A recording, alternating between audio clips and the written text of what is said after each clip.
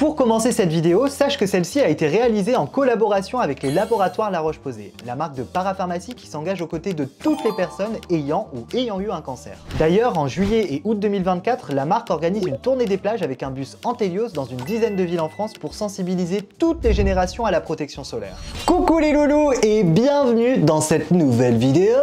Je suis trop content aujourd'hui d'aborder un sujet qui me touche particulièrement parce qu'on va parler de la protection solaire, parce que Dieu sait qu'il y a encore plein de personnes qui ne se protègent pas la peau et je ne vise personne. Non, c'est vraiment un sujet qui me tient énormément à cœur et je vais vous expliquer pourquoi, parce qu'il y a plusieurs raisons. Et aujourd'hui dans ce Beauty Talk, on va accueillir Sabrina qui va nous parler du cancer de la peau qu'elle a eu. Avant ça, je vais aussi vous expliquer pourquoi c'est important de protéger sa peau du soleil au quotidien. Alors c'est parti, je vous explique tout. Quand tu te réveilles le matin, il y a de la lumière dehors. Et bah dans cette lumière, si tu la décomposes, tu vas retrouver des UVA et des UVB. C'est des rayons qui sont émis par le soleil. C'est des rayons aussi qui sont toxiques pour la peau. Alors ils sont bons dans une certaine mesure, mais il faut quand même s'en protéger un maximum. Et donc, on dit toujours UVA comme âge et UVB comme brûlure. Les UVA sont responsables du vieillissement cutané, alors que les UVB sont responsables des coups de soleil. Donc il faut vraiment s'en protéger au maximum, parce qu'ils sont présents toute l'année, été comme hiver. Alors l'été, il y en a beaucoup plus, donc c'est pour ça qu'on dit qu'il faut encore plus protéger sa peau, parce qu'en plus, c'est une période où on s'expose beaucoup plus sur la plage. Mais en hiver, c'est aussi donc très important de s'en protéger parce qu'ils font partie de la lumière du jour.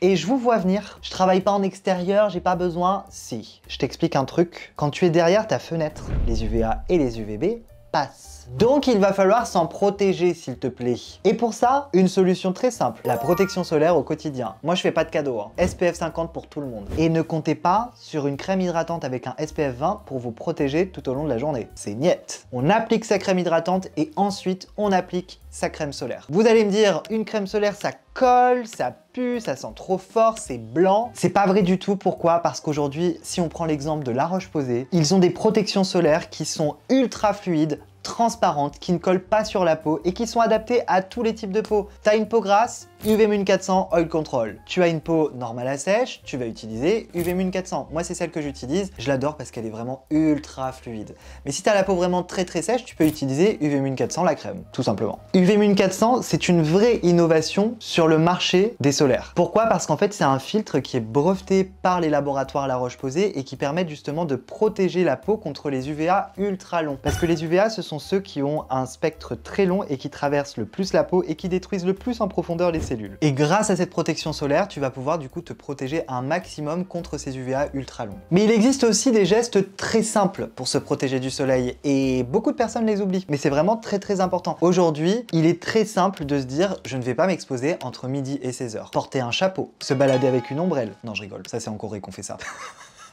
C'est vraiment la base. Donc vous l'aurez compris, la protection solaire, c'est un sujet qui me tient particulièrement à cœur. J'ai appris un truc dernièrement. En fait, il y a quelques semaines, j'ai remarqué que j'avais un grain de beauté qui avait changé. C'est un grain de beauté que j'ai depuis que je suis tout petit sur le coin de la poitrine. Et mon oncle qui est pharmacien l'a toujours vérifié. Et en fait, là, ça faisait quelques années, honnêtement, que je l'avais pas vérifié. Et c'est de ma faute. Il faut pratiquer l'autodiagnostic pour pouvoir vérifier s'il n'y a pas d'évolution au niveau de vos grains de beauté ou même de déformation au niveau de votre peau. J'ai appelé mon médecin traitant et je lui ai dit écoute, j'ai un petit souci, je crois que j'ai un grain de beauté qui a changé. La couleur a notamment changé et les bords sont plutôt irréguliers. Du coup, mon médecin traitant m'a dit, je vais te faire une prescription médicale, tu vas prendre rendez-vous chez un dermato à l'hôpital grâce à cette prescription médicale et tu auras un rendez-vous des plus rapides parce que les dermatologues, quand on leur parle de déformation au niveau des grains de beauté, ils vous débloquent un rendez-vous très rapidement. Donc, j'ai réussi effectivement à avoir un rendez-vous très rapidement et du coup, je vais checker l'ensemble de mes grains de beauté à l'hôpital avec ce dermato. Rien de grave pour le moment, mais si je vous parle de ça, c'est parce que j'ai vraiment envie de vous sensibiliser à l'autodiagnostic et notamment à la méthode ABCDE. C'est une méthode que j'ai découvert notamment avec les laboratoires La Roche-Posay. En gros, c'est une méthode qui nous permet de faire un autodiagnostic de sa propre peau. C'est le seul organe qu'on peut voir. Donc en fait, c'est le seul organe qu'on peut se checker soi-même finalement. La méthode ABCDE, c'est tout simple, c'est un acronyme qui veut dire A comme asymétrie. On va regarder du coup la forme du grain de beauté. Logiquement, un grain de beauté qui est safe, c'est un grain de beauté qui est rond. Ensuite, on a B comme bord. On va vérifier les bords du grain de beauté, il faut qu'il soit lisse. Quand c'est lisse, il n'y a aucun problème. Si ça commence à changer, il faut consulter un dermato. C comme couleur. Moi, c'est comme ça que j'ai vu justement que mon grain de beauté avait changé parce qu'en fait, il est devenu un peu plus noir à certains endroits. Donc à partir de ce moment-là, encore une fois,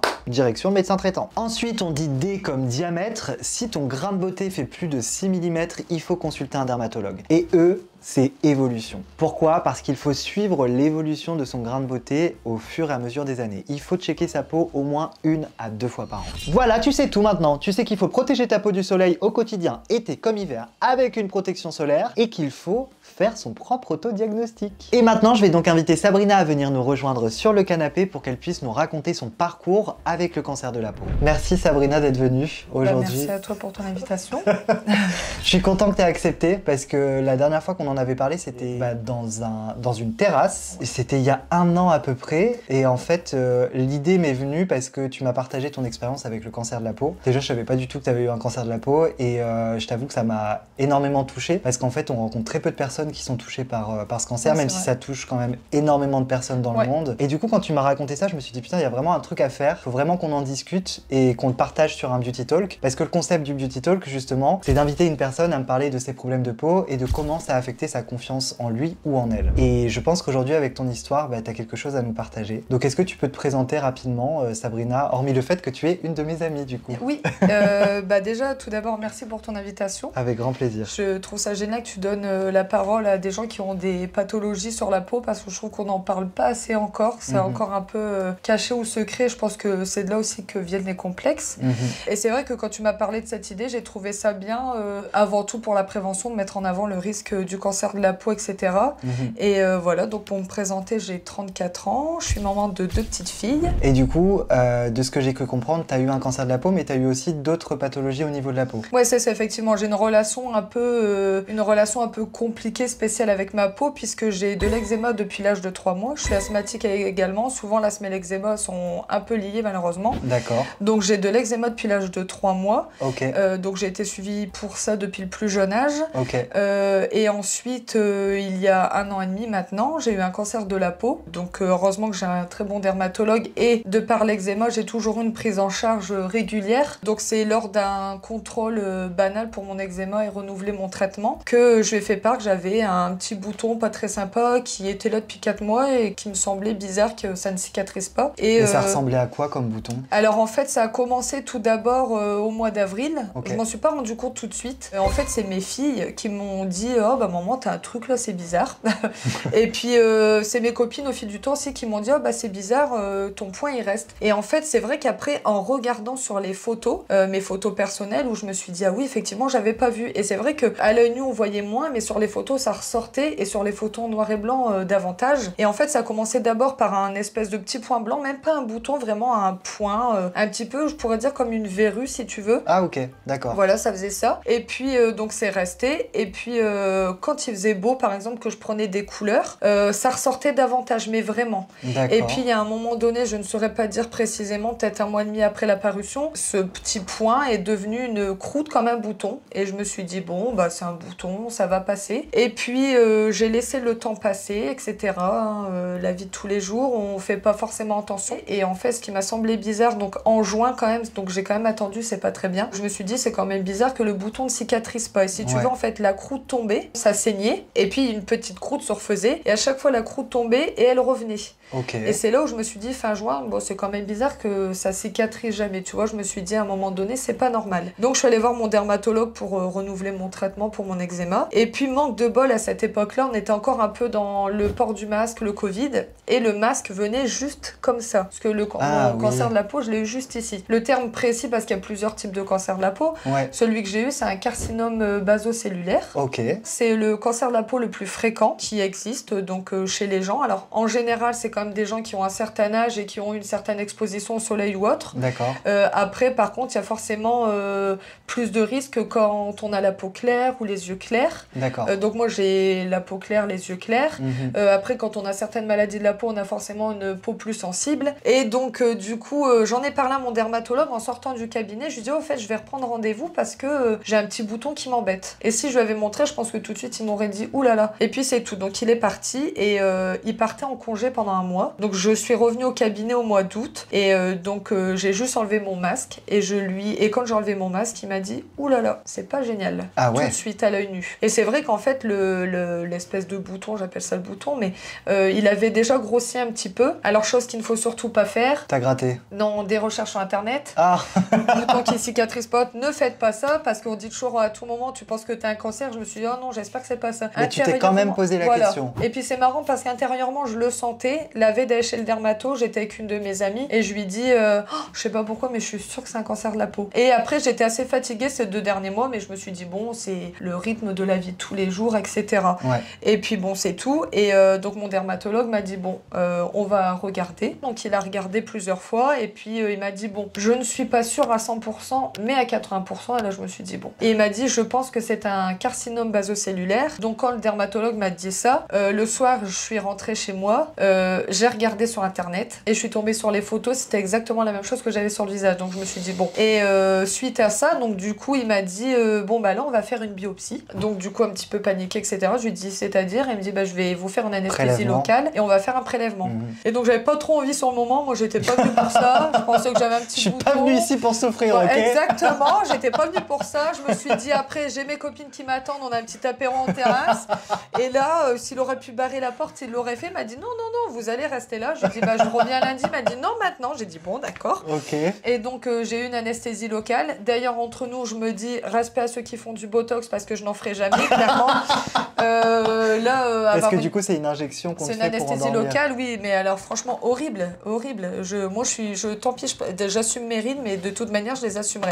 Parce que je ne supporterai pas ça. Pourtant j'ai eu 2 accouchements Louis. Je sais que 2 accouchements c'est pas forcément une partie de plaisir. J'imagine. Mais je t'avoue je préfère accoucher qu'avoir ça. Donc là j'ai eu l'anesthésie locale et donc il m'a prélevé vraiment un petit morceau de peau et c'est parti en analyse. Donc il m'avait dit il faut compter 7 à 10 jours pour la biopsie parce que c'est pas analysé par ici en plus. Évidemment je l'ai su au bout de 10 jours. Et là il m'a appelé et de toute façon je m'y attendais hein, puis de par les photos que j'avais vues sur internet, de ce qu'il m'avait dit à 80%, bon voilà il n'y avait plus trop de suspense malheureusement. Donc le retour d'analyse est revenu et là il m'a dit c'est bien un carcinome basocellulaire. Comment t'as réagi quand on te l'a annoncé? Alors étonnamment sur le moment j'ai pas trop réagi. En plus j'étais dans un projet professionnel où j'avais vraiment la tête dans le guidon donc je pense que c'est un petit peu pour me protéger, tu vois, que j'ai fait complètement abstraction de ça et puis je me suis dit, je lui ai dit ok bah d'accord, et puis je lui ai dit on se revoit alors. Il m'a dit oui vous allez revenir, on va revenir. Et donc j'y suis retournée le lendemain parce que le jour même je pouvais pas. Donc en fait il a pris les mesures parce que selon la mesure que ça fait, soit c'est en anesthésie locale ou si vraiment c'est très mal situé, c'est trop important, c'est en anesthésie générale. D'accord. Après moi je lui avais dit sincèrement je préfère avoir un peu mal ou que ce soit pas agréable mais j'avais pas forcément envie d'avoir une anesthésie générale. Ça peut toujours faire un peu flipper quand même. Voilà c'est ça et puis je me dis bon si c'est tolérable en local même pour le corps et la récupération c'est toujours mieux. Donc j'y suis retournée le lendemain, il a pris les mesures, lui était d'avis à le retirer dans les jours qui venaient et moi pour plusieurs raisons personnelles, notamment j'avais l'anniversaire de ma fille qui tombait dans les jours qui suivaient et comme j'avais pas au début j'en avais pas fait part à mes filles parce que elles t'as pas envie de leur faire peur quoi. À l'époque elles avaient 6 ans et 9 ans et puis ça me fout des frissons ça. Bah voilà. Et puis en plus tes enfants forcément déjà en tant que maman on essaie de les protéger et puis je pense qu'un enfant dès que tu dis maman a un cancer, eux ils vont pas se rendre compte de la gravité ou non du cancer même s'il y a pas de petit ou de grand cancer. Non mais bon. Voilà, j'avais pas envie de les inquiéter avec ça et puis je me suis dit si je me fais opérer avant l'anniversaire de Margot, c'est bête tu vois mais je me suis dit forcément que ce sera pas normal comme d'habitude. Donc j'ai dit à mon dermatologue bah écoutez non on va pas faire ça tout de suite, on fera ça dans 3 semaines. Il était pas très d'accord évidemment. Comment t'as décalé ton truc, enfin, voilà. C'est quand même ta santé. Je lui ai pas laissé le choix après, hein. J'avoue que j'ai un petit peu un caractère. Mais donc du coup on a réussi à décaler l'anniversaire de ma fille était le 2 octobre, on l'a fait le 3 octobre. Hein. Donc pour le coup par contre il m'a pas trop laissé de temps. Il m'a dit ok bah, le lendemain. Donc j'y suis retournée le 3 octobre, il a repris les mesures. Donc en attendant évidemment j'avais dû protéger déjà la plaie avec un pansement après la biopsie. Parce qu'évidemment on plaie ouverte donc il fallait faire attention. Et le projet pro dans lequel j'étais, clairement on cassait des murs etc. Donc tu vois c'était pas un truc hyper safe. Ouais. Donc du coup il m'avait dit en attendant protéger la plaie. On met de la crème solaire, très important.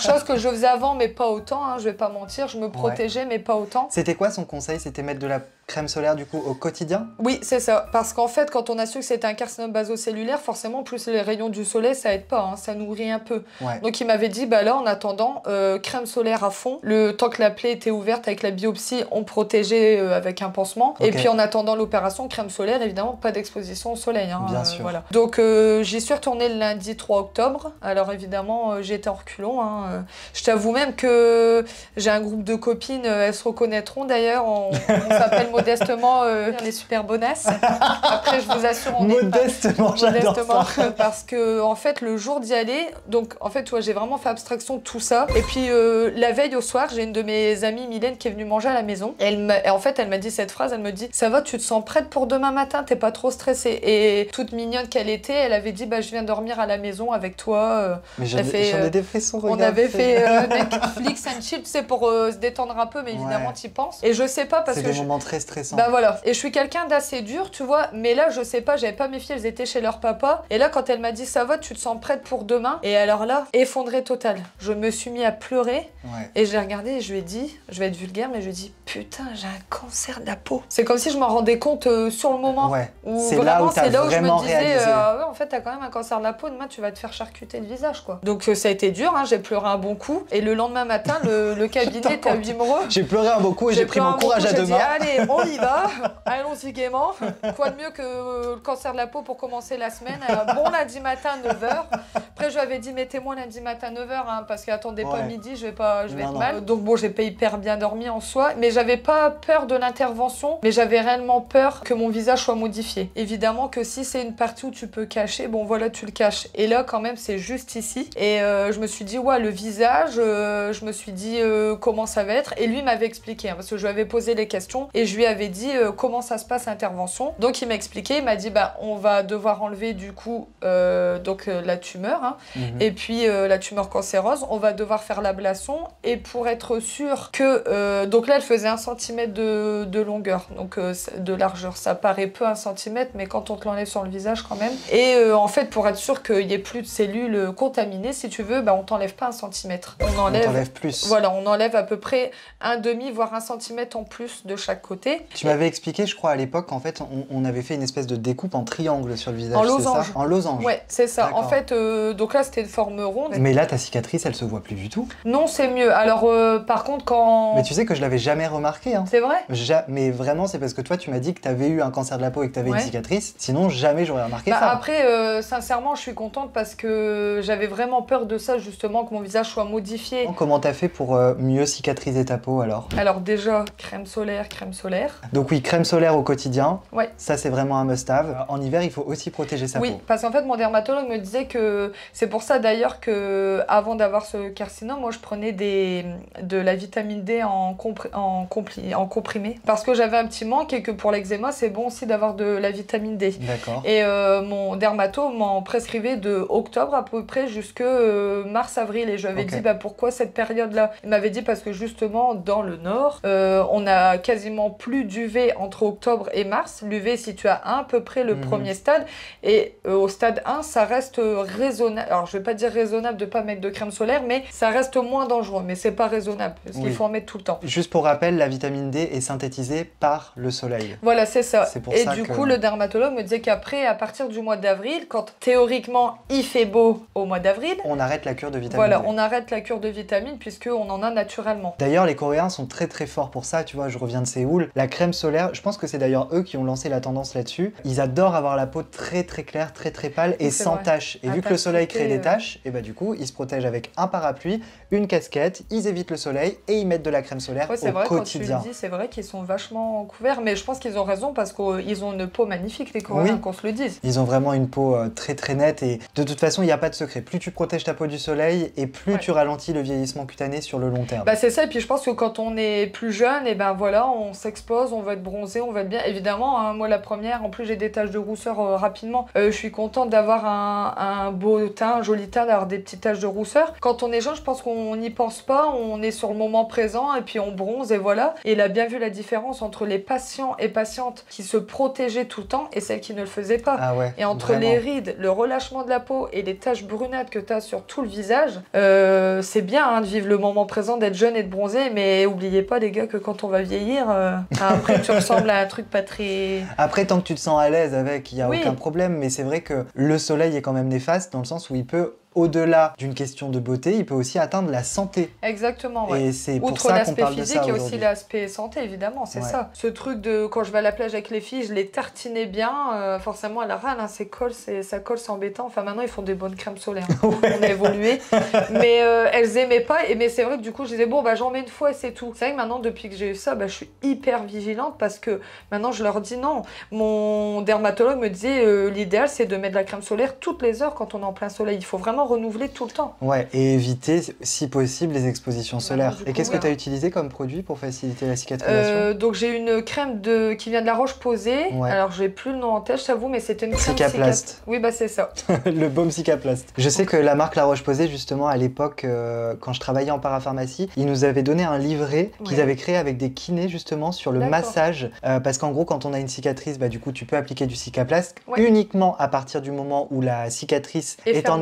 Voilà, c'est ça. Dès que c'est fermé, exactement, tu vas appliquer ta crème et c'est ce qui va permettre de faciliter la cicatrisation de la peau. C'est ça. Et du coup, ils avaient fait, en collaboration avec des kinés, un petit livret pour expliquer comment on masse une cicatrice aussi. Oui, c'est ça, parce qu'il y a des espèces de techniques. Mon dermatologue m'avait dit surtout, si on masse mal, ça peut paraître facile, mais si on masse mal, tu peux abîmer un peu la cicatrice. Alors en fait, je faisais légèrement comme ça. Alors la suture était comme ça. Donc en fait, je venais tirer comme ça. Dans la longueur de la cicatrice. Dans la longueur. Ensuite, je venais faire des petits ronds et puis vraiment bien masser. L'idée, c'était vraiment de masser sur toute la longueur pour éviter qu'il y ait justement ces duretés ou des petits amas de peau ou de graisse qui viennent se loger. Mais c'est vrai que d'avoir massé la cicatrice, ça a quand même bien aidé. Parce que je t'avoue que quand j'ai vu la plaie le lendemain, ça a été très compliqué. Hein. Ouais. Donc déjà, l'opération en elle-même, si tu veux, j'ai eu 7 piqûres d'anesthésie locale. Ouais. Alors les dernières, tu les sens moins parce que la zone est endormie. C'est un peu comme tu vas chez le dentiste et que tu sens mais la première... Là, j'étais couchée et je voyais ma pommette, mais en 3D. Je me suis dit, what the fuck. Heureusement, je me suis pas vue.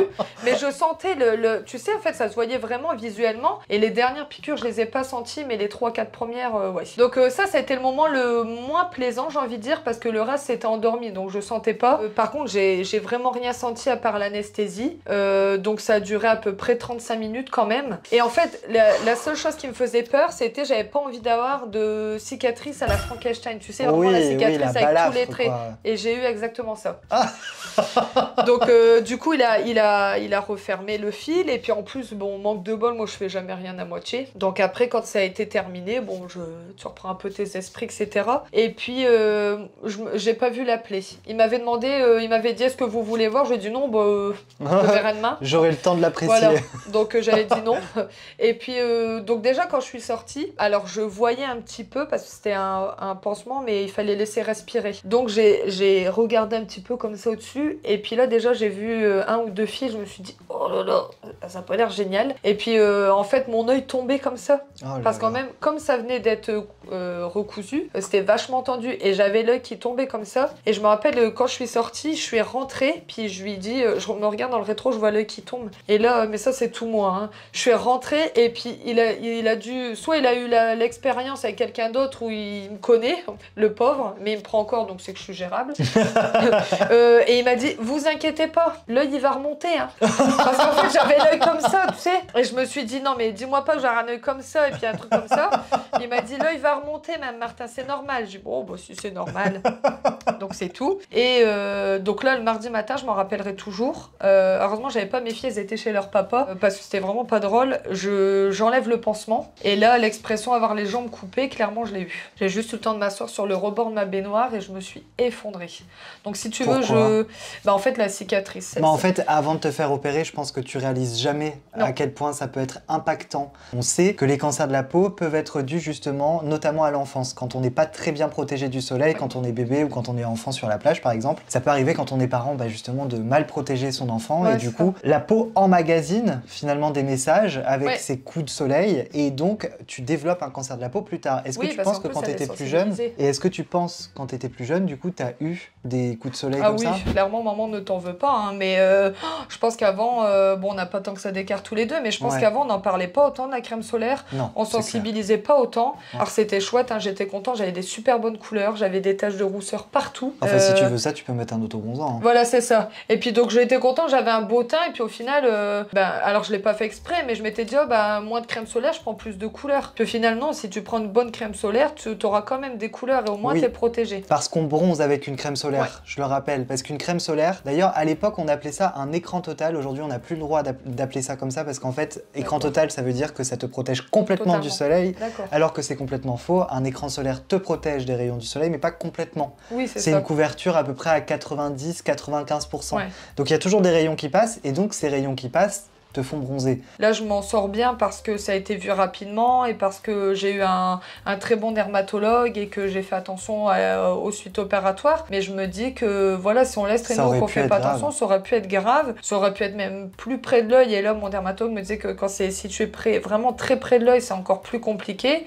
C'est 2 minutes dans votre journée. Voilà, c'est ça. J'ai eu de la chance d'avoir un bon professionnel et d'être bien entouré. On répétera jamais assez, mettez de la crème solaire. Et justement, aujourd'hui, qu'est-ce que tu as changé dans ton quotidien par rapport à ce que tu ne faisais pas avant?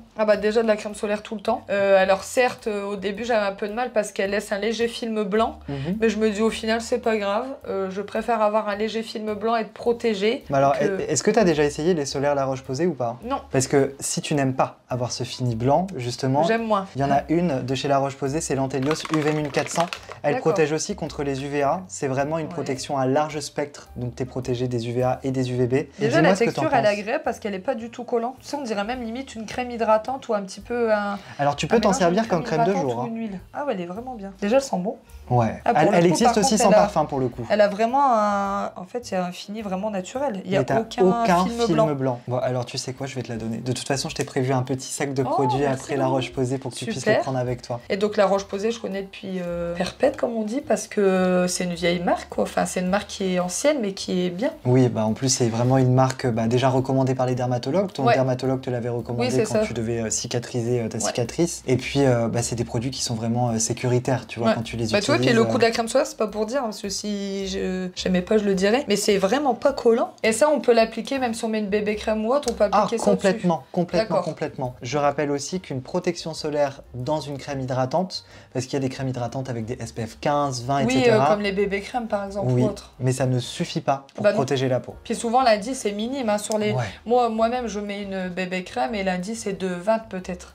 Mais donc du coup on doit toujours terminer par la crème solaire, c'est ça? C'est toujours la dernière étape de ta routine skincare. Bon, Sabrina, merci d'avoir partagé ton histoire avec le cancer de la peau. Merci à toi de m'avoir reçu, Louis. Je pense que là, dans ma communauté, ça va vraiment informer pas mal de personnes. Et j'espère que ça va sensibiliser d'autant plus de personnes à porter une protection solaire au quotidien. Qu'on ait une peau claire ou une peau noire ou une peau blanche. Exactement. Peu importe le type de peau, l'âge, la région dans laquelle on vit, ce que disait mon dermatologue, il faut toujours se protéger. Donc merci à toi de m'avoir reçu, de m'avoir écouté, d'avoir autant de bienveillance d'ailleurs, parce que c'est pas toujours facile de se confier. Et c'est vrai qu'avec toi, même si on se connaissait d'avant, je me suis sentie très à l'aise. De toute façon, je te l'avais dit, à partir du moment où tu es dans ce canapé... J'avais une petite appréhension, parce que malgré le surnom de notre groupe, on ne se sent pas si à l'aise que ça face caméra. Mais je t'avoue que d'une part, ça me faisait plaisir de faire partie de ton contenu, parce que je trouve que ta chaîne est hyper pratique. Il y a vraiment ce qu'il faut, comme on dit, c'est voilà, le contenu est juste bien, moi j'adore. Et en fait, je trouve ça bien que tu reçois des personnes, notamment l'eczéma, parce que pour le coup, du coup, j'en ai aussi. Et la vidéo que tu as tournée avec ton invité, j'ai trouvé ça génial, parce que je trouve qu'on n'en parle pas assez des problèmes de la peau, et mon Dieu que ça bouffe la vie de beaucoup de gens. Merci à toi Sabrina. Merci Louis. Merci à toutes et à tous d'avoir regardé cette vidéo. On se retrouve très bientôt dans un nouveau Beauty Talk. Bisous.